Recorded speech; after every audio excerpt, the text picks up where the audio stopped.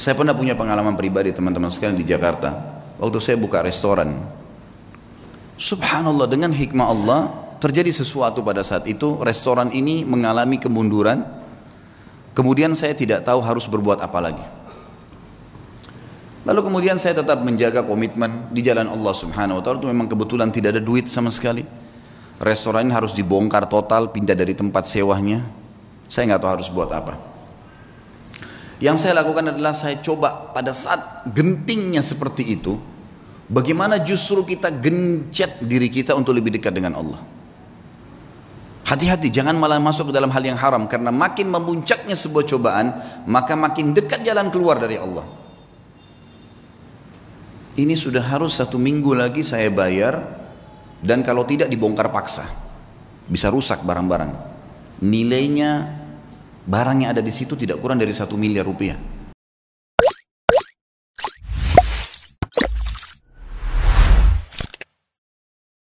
Indahnya menjalin hubungan dengan Allah subhanahu wa ta'ala.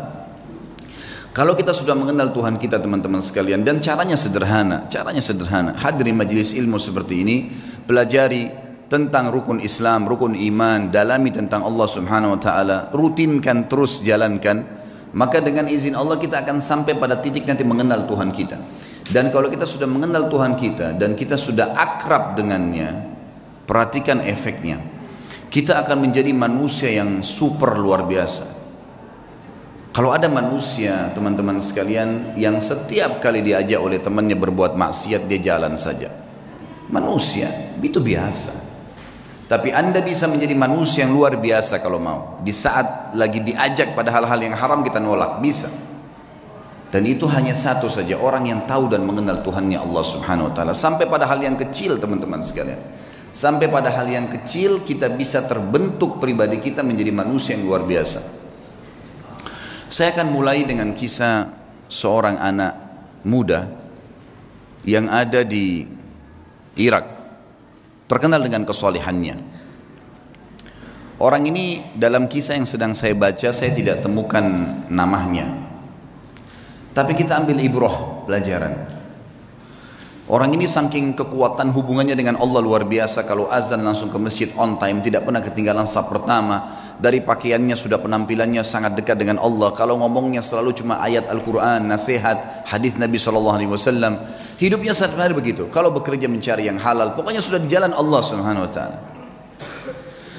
Orang ini memiliki kelebihan fisik, sangat gagah. Di Baghdad terkenal pada saat itu dia adalah anak yang paling gagah.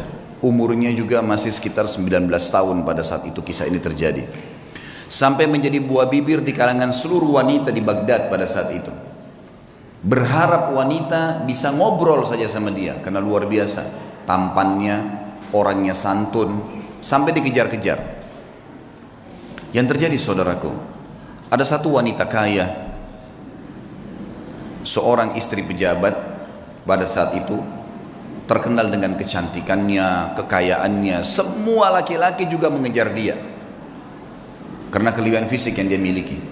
Dia berkata kepada orang di sekitarnya, saya akan menaklukkan laki-laki itu dan pasti dia akan berzina dengan saya.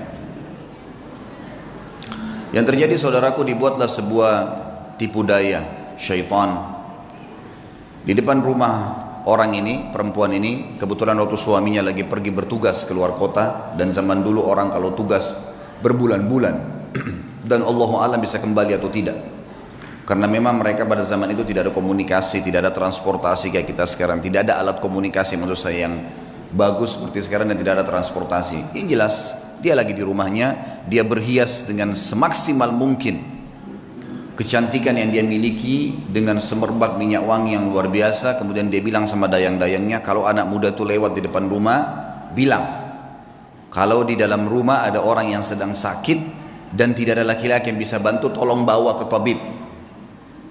Dijebaklah anak muda ini. Begitu dia lewat, tiba-tiba dayang-dayangnya keluar 3-4 orang dengan teriak-teriak, tolong bantu, tuan kami sedang sakit. Sampai akhirnya tidak ada laki-laki dan tolong bantulah. Akhirnya si laki-laki ini masuk ke dalam rumah tersebut. Waktu dia masuk dalam rumah tersebut, saudaraku seiman, maka yang terjadi adalah, yang terjadi pada saat itu, ditutup pintu. Kemudian si perempuan yang tadi licik ini berkata, kalau kau tidak mau berzina dengan saya akan teriak bahwasanya kau sengaja datang untuk mengganggu saya di rumah saya. Dijebak. Waktu itu rumah semua berdekatan, sedikit teriakan sudah kedengar. Serba salah, apa yang harus dia lakukan? Terjebak di sebuah ruangan rumah dengan wanita yang sempurna, terjebak di sebuah ruangan, wanita di depan matanya dengan kesempurnaan, cantik, kaya, punya jabatan, tinggal minta dia berzina saja. Hanya itu. Dia bisa menikmatin, dia bisa mendapatkan harta dan seterusnya. Tapi saudaraku, orang yang sudah mengenal Tuhannya Allah berbeda.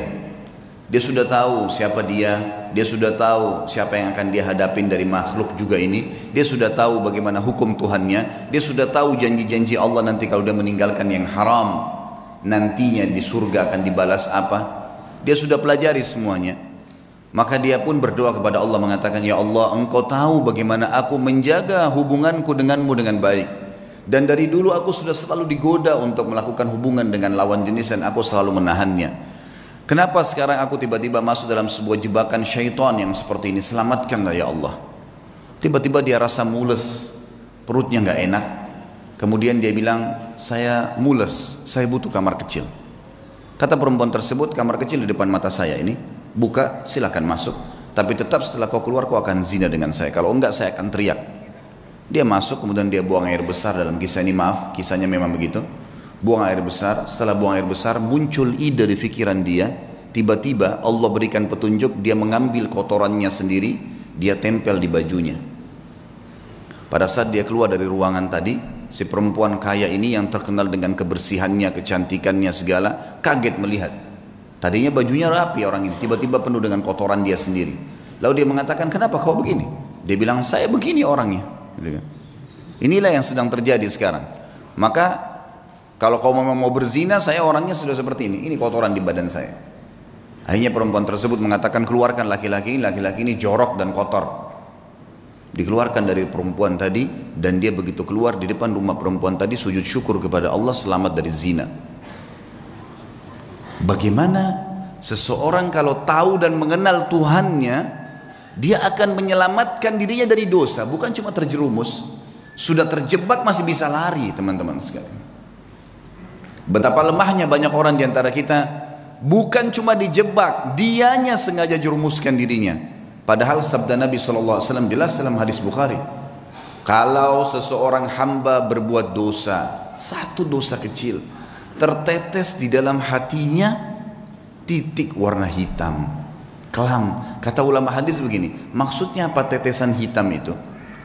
Dia akan merasa beberapa hari ke depan hidupnya gelap, hidupnya sulit dengan satu dosa kecil. Hidupnya sulit, kelam, banyak pintu-pintu rezeki yang masih tertutup sampai titik hitam itu bersih. Apa kata Ibnu Umar radhiyallahu anhu? Aku mengetahui beratnya dosa kecil yang aku lakukan. Ahkar dzam, dosa yang paling kecil. Mungkin kita cuma melihat sesuatu yang biasa, mungkin cuma sekedar dengar sesuatu yang tidak disengaja. Saya tahu Allah mengharamkan saya sholat berjamaah subuh di masjid sebulan. Terharamkan dari ibadah gara-gara dosa yang paling kecil bagi dia. Sampai saya kadang-kadang teman-teman sekalian kalau menyimak kisah orang-orang saleh ini menganggap diri kita luar biasa kecil. Saya pernah diajak sama istri saya ke satu tempat, butuh sekali harus masuk di mall. Lalu kemudian saya ambil headset handphone saya pasang di kuping. Sambil saya dengarkan ceramah saya sendiri atau saya dengarkan tilawah. Waktu itu tiba-tiba terlintas di benak saya seperti sebelumnya, subhanallah saya nggak pernah terfikir. Kalau saya masuk ada musik, saya pikir ini adalah hal yang biasa. Bukan saya yang putar kok gitu kan. Tapi setelah saya simak kisah-kisah orang saleh ini dan saya fahami makna hadis tadi yang saya sebutkan, ternyata titik noda hitam di dalam hati dari dosa itu walaupun kecil sudah cukup mengharamkan kita dari nikmatnya ibadah yang luar biasa gitu kan. Sampai saya pasang headset tersebut, saya putar. Saya belum menasihatkan istri saya karena saya sendiri juga masih saya sendiri masih butuh itu. Sambil jalan, kemudian setelah saya belanja, kami keluar dari mall, lalu dia tanya, kenapa tadi pakai headset? Saya bilang, bukan tadi kamu dengar musik di sana sini? Dia bilang iya, tapi kan bukan kita yang putar. Saya bilang iya.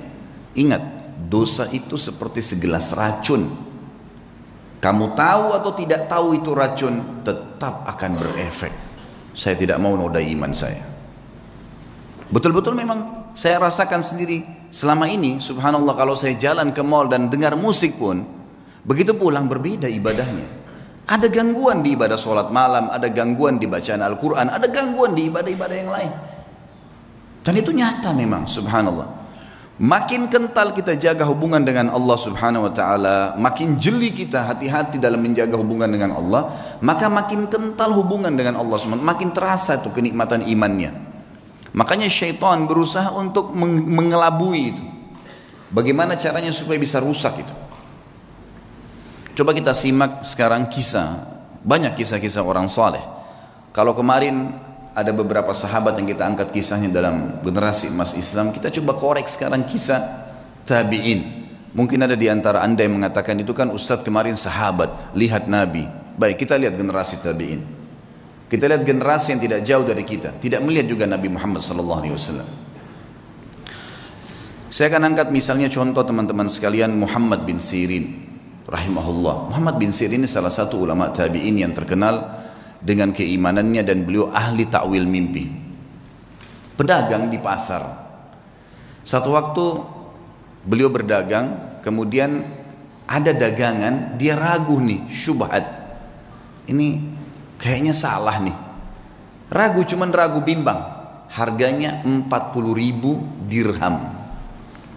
Ini luar biasa jumlahnya. Ini bisa mungkin sampai puluhan juta, mungkin 60-70 juta. Ditinggalin sama dia, nggak jadi transaksi. Dia ragu, kalau sumbernya ini kayaknya haram nih, tinggalin sama dia. Satu pasar heboh, padahal cuman dia yang memang punya peluang untuk mendapatkan keuntungan itu, nggak mau, ditinggalin sama dia. Tersebar berita Muhammad bin Sirin meninggalkan 40.000 dirham. Ini bukan hal yang ringan. Seorang pedagang tahu nih keuntungannya. Baiklah, besok pagi kejadian, ada satu orang transaksi di tokohnya, berikan uang gitu kan, kurang 2 dirham. Kata Ibnu Sirin, demi Allah kau belum membayar 2 dirham itu. Kata orang itu, 2 dirham, demi Allah saya sudah bayar. Kata Ibnu Sirin, demi Allah kau belum bayar. Ribut nih, satu pasar sampai datang, lihat ribut dengan 2 dirham. Lalu kata teman-temannya, waktu itu akhirnya orang ini akhirnya membayar 2 dirham. Setelah itu Ibnu Sirin berikan barangnya, pergi. Orang-orang pasar tanya, wahai Ibnu Sirin, kemarin anda meninggalkan 40.000 dirham karena syubhat. Sekarang anda bersumpah atas sama Allah kena ngejar 2 dirham. Apa kata Ibnu Sirin, orang yang mengenal Tuhannya? Ini yang penting teman-teman sekalian. Dia mengatakan, demi Allah saya bersumpah karena saya tidak mau dia makan haram, karena saya tahu itu haram bagi dia. Dia tinggalkan 40.000 dirham yang bisa dia dapatkan. Kadang-kadang kita, alah nanti aja deh, gitu kan. Gampang nanti baku atur kalau orang kita bilang. Biasa begitu. Tutup mata aja dulu, yang penting sekarang masuk dulu uangnya. Lupa. 1 rupiah sudah cukup membuat anda masuk rumah sakit sebulan teman-teman. Kalau haram. Hati-hati. Imam Nawawi rahimahullah. Imam Nawawi ini pernah mendengar berita tetangganya kambingnya hilang. Tetangga dia bilang sama dia, kambing saya hilang, gak tahu siapa yang ambil. Saya udah cari di tempat-tempat yang biasa saya gembalain, gak ada. Berarti dicuri nih. Imam Nawawi tidak beli kambing 1 bulan. Gak beli kambing. Semua kambing di pasar yang sudah mentah, yang sudah potong atau yang masih hidup, dia tidak mau beli. Sampai dia pastikan kambing tetangganya sudah ada beritanya, mati atau memang dia temukan kembali. Sebulan dia gak mau beli. Takut nanti kalau yang dia beli itu kambing temannya yang hilang. Saking hati-hatinya menjaga hubungan dengan Allah. Bayangin nih, bagaimana dengan keadaan kita teman-teman? Semua dianggap remeh nih. Dari makanan, dari minuman, dari pakaian, yang penting pakai saja, yang penting makan saja. Subhanallah, semua ada tanggung jawab nih. Harus hati-hati menjaga hubungan dengan Allah subhanahu wa ta'ala. Ibnu Sirin ini pernah menasehatin seseorang dengan nasihat yang sangat santun. Orang ini kebetulan mencaci maki Hajjaj bin Yusuf. Kalau teman-teman belum kenal Hajjaj bin Yusuf, orang ini luar biasa jahatnya. Hajjaj bin Yusuf ini terkenal dengan kejahatan, gitu kan. Artinya orang ini suka menyiksa orang, suka mukul orang, gitulah ceritanya, gitu kan. Yang jelas ringkas cerita Hajjaj bin Yusuf ini dicaci maki oleh seseorang di sebelah Muhammad bin Sirin. Ini orang gini, ini caci maki macam-macam. Kata dia, nasihatnya sangat luar biasa. Sah ya ibna akhi, hati-hati dengan ucapanmu wahai saudaraku. Fa innal Hajjaj aqbala ila rabbih. Ketahuilah Hajjaj ini yang sedang kau bicarakan sedang menuju kepada Tuhannya. Ini sedang menuju kematian ini. Tidak usah khawatir, sejahat apapun dia, sehebat apapun dia, pasti mati. Dia sedang menuju ke Tuhannya. Wa innaka innama taqdimu 'ala Allahi yaumal qiyamah, dan kau juga sedang menuju kepada Tuhanmu dan kau akan bertemu dengannya pada hari kiamat nanti. Satajid anna ahkaradh dham min dhunubika asharru min ala nafsika min a'zami fa'alahu Hajjaj. Dan pada hari itu, di hari kiamat, kau akan temukan dosamu yang paling kecil, kau akan lebih khawatir dan lebih takut daripada dosa terbesarnya Hajjaj yang pernah dia lakukan. Dia akan dihukum sama Allah. Tapi nanti hari kiamat kau akan temukan dosamu yang paling kecil adalah sesuatu yang lebih kau takuti daripada dosa terbesarnya Hajjaj. Falikulli imri'in sya'nun yughnih. Ketahuilah, semua orang akan sibuk dengan perkaranya sendiri. Ya. Wa'lam anna Allah azza wa jalla sayakhtassu minal Hajjaj mimman zalamahum. Dan pasti ketahuilah dan yakini Allah akan membalas Hajjaj, ya, orang yang sedang kau bicarakan itu, dari orang-orang yang dia zalimi, tidak tertinggal sedikit pun. Wa yakhtassu lil Hajjaji mimman yadhlimuna. Tapi ingat, Allah juga akan menolong Hajjaj dari orang-orang yang menzalimi dia. Fala tushghilanna nafsaka ba'dal yaumi bisabbi ahad. Oleh karena itu, mulai hari ini berhenti mencaci orang lain. Nasihat yang luar biasa. Karena orang kenal Tuhannya. Orang buruk pun jangan ceritain, tidak usah urus urusannya orang. Sudahlah, gitu kan. Tugas kita kalau kita lihat aib pada diri orang, alhamdulillah enggak ada pada saya. Ya Allah berikan dia hidayah. Cukup sebatas itu saja. Jangan lebih. Kenapa dia begini? Kenapa dia begitu? Kenapa dia begini? Untuk apa kamu campurin itu? Apa gunanya buat kamu? Ingat, dia akan berhubungan sama kita di hadapan Allah dengan keadilannya Allah. Kezaliman yang dia lakukan sama kita, kita akan ambil. Tapi kezaliman kita pada dia juga dia akan ambil. Gak ada yang tersembunyi hari kiamat. Kisah yang lain, Muhammad bin Sirin, saya akan sebutkan beberapa figur. Muhammad bin Sirin ada 3 kisah yang saya angkat. Tadi kisah kedua, kisah ketiga teman-teman sekalian. Muhammad bin Sirin ini pernah membeli madu. Madu ini kebetulan dibeli 1 gentong besar. Kalau gentong di zaman dulu itu mungkin ya bisa menampung sekitar 200 kilo madu. Sampai 250 kilo madu. Waktu dia beli, dia taruh di gentong, rupanya malam hari atau dia tidur, dia lupa tutup gentong itu. Masuk tikus. Tikus ini masuk ke madu. Masuk, dan ini madu diambil karena jumlahnya banyak, jatuh tempo. Muhammad bin Sirin rahimahullah lupa tutup, masuk tikus, tikusnya waktu dia bangun pagi, dilihat mati di madu itu, nggak bisa keluar, melengket, mati. Muhammad bin Sirin rahimahullah mengambil madu itu semuanya dibuang. Dibuang, sengaja cari sungai, dibuang. Dia bukan buang biasa, dibuang di sungai supaya mengalir gitu. Orang-orang semua datangin, wahai Muhammad bin Sirin, tinggal kamu angkat tikusnya, yang lainnya jual. Kenapa kok harus semuanya dibuang? Apa jawaban dia? Demi Allah saudaraku, aku tidak tahu tetesan mana madu yang kena bakteri, yang kena kotorannya, najisnya tikus itu, sehingga saya jual pada seseorang dan saya menipunya gitu. Maka saya lebih baik rugi semuanya daripada saya dihisab sama Allah hari kiamat. Luar biasa imannya. Dibuang, dialirkan semua. Kisahnya berlanjut, subhanallah. Pemilik madu datang nagih. Beberapa waktu kemudian, wahai Ibnu Sirin, tagihannya. Kata Ibnu Sirin, saya belum punya uang. Kata dia, baiklah, bagaimana jalan keluarnya? Ibnu Sirin bilang, kasih saya waktu, beberapa waktu saya akan bayar. Baiklah, dikasih waktu. Berjalan waktu, sama Ibnu Sirin dengan hikmah Allah belum punya duit. Orang ini hanya mengeluh kepada hakim. Hakimnya manggil, Muhammad bin Sirin ulama besar, dipanggil, dihormatin di pengadilan, lalu dikatakan, wahai Ibnu Sirin, bagaimana kasus anda? Dia bilang, hukum di tangan anda. Ceritanya begini, dan memang saya belum punya apa-apa. Kata hakim, kalau begitu anda akan dipenjarakan.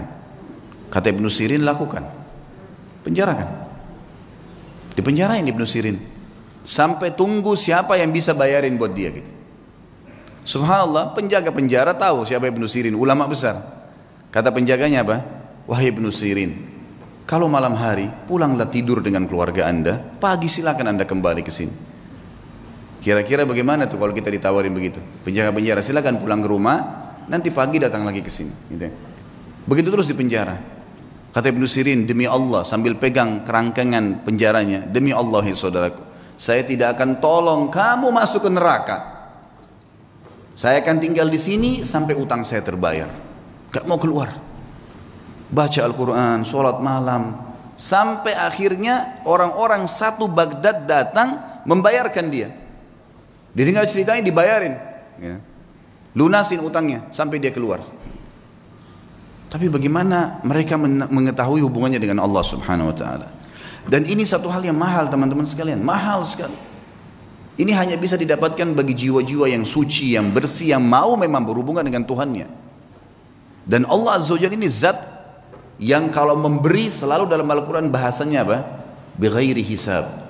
Innama yulaqqas sabiruna ajrahum bighairi hisab. Selalu ada kalimat bighairi hisab, bighairi hisab. Bighairi hisab itu tanpa ada hitungan. Kita kalau minta sama Allah satu, Allah nggak kasih satu, 10, 100, 100 ribu. Luar biasa kalau pemberian Allah SWT itu. Kisah yang lain, Atha bin Abi Rabah rahimahullah. Atha bin Abi Rabah ini teman-teman sekalian pernah, tentu Atha ini sedikit saya berikan gambaran, dan ulama mengatakan dalam ilmu jarh wa ta'dil, dalam ilmu hadis kita boleh ada hal-hal yang boleh disebutkan kalau berhubungan dengan kekurangan seseorang, kalau memang itu ciri khasnya, atau sesuatu yang kalau disebutkan tanpa menyebutkan nama pun, nah ini masuk bukan dalam ghibah. Yang jelas ulama menyebutkan ciri fisik di sini, seperti mereka menyebutkan Nabi SAW jarbu, tidak tinggi tidak pendek, itu bukan aib. Atha bin Abi Rabah ini seorang budak hitam, kulit hitam, disebutkan dalam buku-buku tentang penjelasan biodata beliau, orangnya kurus, kaki kanannya pincang, mata kanannya rusak, fisiknya sangat kurang rahimahullah. Tapi waktu Atha bin Abi Rabah menjadi ulama, khalifah waktu itu Sulaiman bin Abdul Malik, adiknya tadi Abdul Malik bin Marwan itu, anaknya Abdul Malik bin Marwan, waktu sudah meninggal ayahnya dia jadi khalifah. Sulaiman bin Abdul Malik ini orangnya baik, khalifah dan suka dengan alim ulama. Dia mengeluarkan peraturan kalau tidak boleh mengeluarkan fatwa di musim haji kecuali Atha bin Abi Rabah, orang alim ulama. Karena ini dalam haji tidak boleh sembarangan nih. Sampai Atha bin Abi Rabah dapat julukan ya alimnya ulama, gurunya para ulama. Ulama-ulama pun kalau datang di Mekah banyak meminta nasihat dari beliau. Atha bin Abi Rabah ini rahimahullah, di musim haji datanglah Sulaiman ibn Abdul Malik khalifah dengan anaknya, dengan ketampanannya, dengan dayang-dayangnya, dengan kebesarannya, buka kemah besar, kemudian masuklah wukuf di Arafah. Sementara wukuf, Sulaiman mengatakan, di mana sahibuk, aina sahibukum, mana nih teman kalian nih? Biasanya kalau bahasa sahibukum ini santun dari khalifah untuk mufti, ya, untuk muftinya. Atha bin Abi Rabah ini ada di mana? Kata mereka, Amirul Mukminin lagi di kemahnya, lagi menunggu orang-orang yang lagi antri, lagi antri bertanya gitu. Dia bilang, saya punya hajat, saya ingin datang ke sana. Baiklah, Sulaiman datang. Sulaiman ini dia menunjuk si, ya, Atha bin Abi Rabah jadi mufti, dia yang memberikan gaji, gitu kan, pemimpinnya lah. Ya. Dan waktu itu khalifah. Dan perlu diketahui Sulaiman bin Abdul Malik di zamannya ini khilafah Umayyah jadi luas sekali, luar biasa, gitu kan. Kuasanya sangat luas karena ayahnya juga punya kekuatan militer yang besar. Ringkas cerita, dia pun datang dan dia seorang saleh. Begitu dia masuk ke kemahnya Atha bin Abi Rabah, disambut oleh Atha bin Abi Rabah, pelukan, ngobrol, saling menyebutkan kata-kata yang santun satu sama lain sebagaimana adab seorang muslim. Setelah itu Atha bin Abi Rabah bertanya, wahai Amir Mukminin, kenapa anda datang ke sini? Kata dia, saya punya hajat, ada pertanyaan yang saya mau tanya. Kata Atha bin Abi Rabah, ini orang tadi saya bilang ya, kekurangan fisiknya ada, dia pegawainya yang datang ke dia ini, kalau mungkin maaf teman-teman di gubernuran sini, presiden langsung yang datang, bukan cuma gubernur. Langsung datang, langsung ke ruangan dia karena ada hajat yang dia mau sampaikan misal, gitu kan. Datanglah teman-teman sekalian, lalu dia mengatakan, atau mengatakan hajat anda pribadi, pertanyaan pribadi, atau hajat umat Islam. Kata Amir Mu'minin, hajat saya pribadi, pertanyaan saya pribadi. Atha mengatakan, kalau begitu Amir Mu'minin, mohon maaf, anda keluar antri bersama muslimin. Karena ada yang sudah antri sebelum anda punya hajat pribadi. Kalau itu hajat umat Islam, saya akan dahulukan anda. Orang di sekitar Sulaiman ini marah, tapi Sulaiman diam. Rahimahullah, beliau sangat luar biasa. Mana ada presiden atau raja mau dipermalukan begini? Kan tinggal jawab selesai kan gitu. Tapi beda nih. Ini namanya muru'ah ya, kehormatan, menjaga kesucian kehormatan dengan Allah. Luar biasa. Silakan anda antri, karena muslimin sudah antri sebelum anda. Sulaiman keluar antri. Ini orang di belakangnya sudah pada marah nih, ajudan-ajudannya segala sudah luar. Ini kalau bukan karena Sulaiman, dalam riwayatnya dikatakan kalau bukan karena Sulaiman diam, maka kami sudah ngamuk nih gitu. Gitu kan? Ini kalau orang sekarang sudah remuk-remuk tulangnya gitu kan. Subhanallah antri. Dan Atha bin Abi Rabah dalam kisah ini dikatakan menjawab fatwa dengan tenang. Hukumnya begini sampai selesai, sampai giliran datang Sulaiman. Begitu datang bertanya, dijawab juga dengan tenang. Sudah selesai, pulang, sudah pamit pergi. Begitu kembali ke istana, tentu ada masalah nih ya. Sulaiman menarik dengan keimanannya juga, akhirnya dia mengatakan, kumpulin semuanya, kumpulin semua kerabat saya yang ada hadir di sini dan semua ajudan pemerintahan. Panggil semua, dipanggil semua kumpul. Di kemah yang besar mereka kumpul, lalu dia mengatakan, apa yang kalian lihat bukanlah sesuatu yang mempermalukan. Amir Mu'minin, raja, bukan sesuatu yang mempermalukan. Dan demi Allah, Allah memuliakan Atha bin Abi Rabah dari saya karena ilmunya. Dan di dalam Islam memang seorang alim di atas seorang amir. Dan memang saya punya hajat pribadi, maka jangan pernah ada yang merasa marah dengan Atha bin Abi Rabah, karena saya sendiri tidak marah dengan dia. Dan wahai anak-anakku dan para ajudanku, belajarlah agama, karena ilmu agama akan mengalahkan singasana para khalifah. Tapi bagaimana teman-teman, khalifah bisa begitu, Atha bin Abi Rabah alim bisa begitu. Dan semua dengan lapang dada bisa menjaga. Kenapa? Karena mereka yakin ada raja yang sebenarnya, Allah Azza wa Jalla. Kisah yang lain, Urwah bin Zubair rahimahullah. Urwah bin Zubair juga adalah salah satu orang yang sangat luar biasa, terkenal dengan kesolehannya. Urwah bin Zubair ini anaknya Zubair bin Awam. Zubair bin Awam adalah salah satu 10 orang yang dijamin masuk surga. Anaknya Urwah. Urwah bin Zubair ini pernah duduk bersama dengan teman-temannya. Ada Abdullah bin Zubair, saudaranya sendiri, yang terkenal. Abdullah bin Zubair salah satu perawi hadis, ya, yang terkenal nanti sempat jadi khalifah beberapa saat. Kemudian ada Abdul Malik bin Marwan. Dan ada lagi satu adiknya Abdul Malik bin Marwan. Duduklah mereka di depan Ka'bah, lagi ngobrol anak-anak muda ini. Kemudian mereka sambil berkata, cobalah kita saling ya, memohon kepada Allah, berharap sesuatu yang paling dia harapkan di depan Ka'bah. Siapa tahu Allah kabulkan. Berkatalah Abdullah bin Zubair, saya berharap menjadi khalifah, menguasai Hijaz, Mekah dan Madinah. Lalu adiknya berkata, adiknya lagi, yang satu mengatakan, saya mau menjadi penguasa Khurasan, wilayah Persia. Abdul Malik mengatakan, kalau itu angan-angan kalian, maka saya berharap menjadi khalifah muslimin secara umum, menguasai semua wilayah Islam.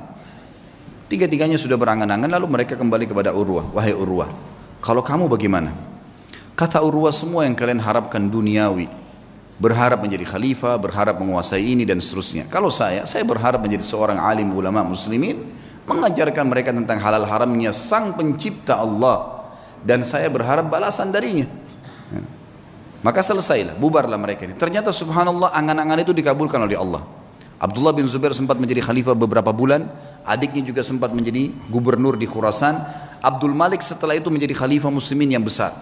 Dan Urwah bin Zubair pun rahimahullah diterima oleh Allah menjadi alim ulama. Sampai menjadi 7 ulamanya Madinah pada saat itu. Ringkas cerita.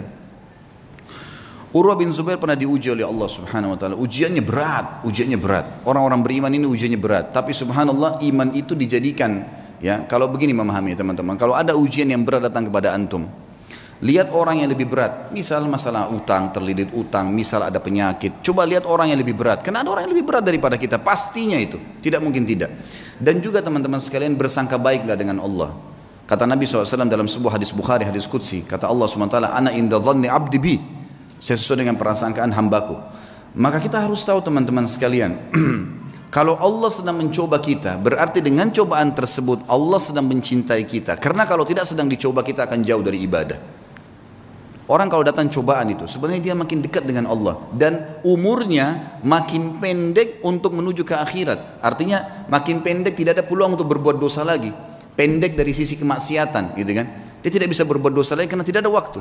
Antum kalau lagi sakit keras terus diajak ke diskotik, diajak pergi apa, diajak buat apa, nggak ada waktu. Orang yang buat dosa itu biasanya kalau banyak waktu lihai-lihainya, lagi kosong, lagi nggak ada cobaan, lagi enak, mobil mewah, uang banyak, itu maksiat nanti.